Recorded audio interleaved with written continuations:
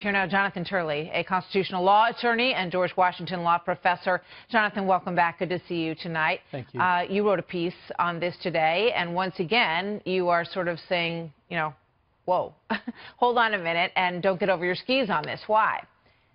Well, it's odd. It's like we have this giant Rorschach test where everyone sees ink blots and sees crimes everywhere. I mean, the criminal code has defined elements to it. You just don't find these ambiguous crimes. Some people have said this could be treason. For the love of God, treason is defined in the Constitution. This is not treason. Other people have said this could be a Logan Act violation. Well, Logan Act has been used once in 200 years and is facially unconstitutional. One said, well, if you take things of tangible value under the campaign laws and treat information like that, then maybe you have a campaign contribution violation. Well, yeah, but we haven't seen that done. You could also treat it like a panda and say it's an endangered species violation. But courts haven't done that. So I think that people need to take a breath. You know, this was a meeting where someone said they had evidence of a possible crime by the opponent of the Trump campaign. They met with this person. I think a lot of people in the city view that as naive. I think a lot of people say, my God, why didn't you use a surrogate, which is how it's done in Washington.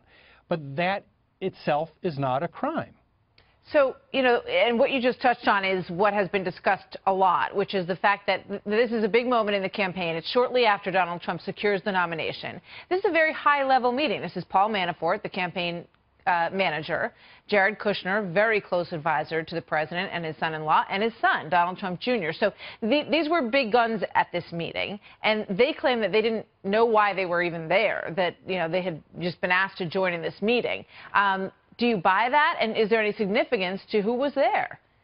Well, frankly, it does strike a lot of folks in the Beltway as sort of amateur hour. People like the Clintons are notorious for using surrogates. People like David Brock, who's rather notorious, but lots of other people serve as surrogates or buffers to campaigns. It's very rare that you see something like this happen, but the fact that they're high-ranking, the fact that they met with this lawyer, doesn't constitute a crime unless we start to broaden the definition of criminal conduct. And what I've said to a lot of my friends who do legal analysis is this really the world you want to live in, where we broaden the definition of crimes so far that most any conversation could be a criminal act? That's a very dangerous world to live in. But more importantly, if information is now a thing of tangible value under federal campaign laws, then the Clinton campaign could be charged with the same type of offense, and a wide variety of other campaigns could be charged. Yeah. I mean, there's a point in which you have to show some element of maturity and stand back and tell people, look, this is worthy of investigation. But you shouldn't suggest that this is a clear evidence of a criminal act. I've been looking at, some of the tweets from other former campaign operatives for other campaigns. They said, yes, we do lots of opposition research, but not with foreign entities, not with someone from another country. First of all, it doesn't appear to be true based on the Ukraine connection that we heard about today on the DNC side. But is that true? Does it complicate this legally that it was a meeting with someone from another country who may have a tie to the Kremlin, as most people do, in some tangential way or otherwise? No, it's only if we get more information, there could be some wire that's tripped. But the fact that you've received information from a foreign source is not itself any type of crime unless you start to radically broaden the campaign finance rules. The fact is campaigns and aides meet with foreign leaders and nationals all the time. They share information about trade and other issues. Sometimes they share information that runs against their opponent in a campaign.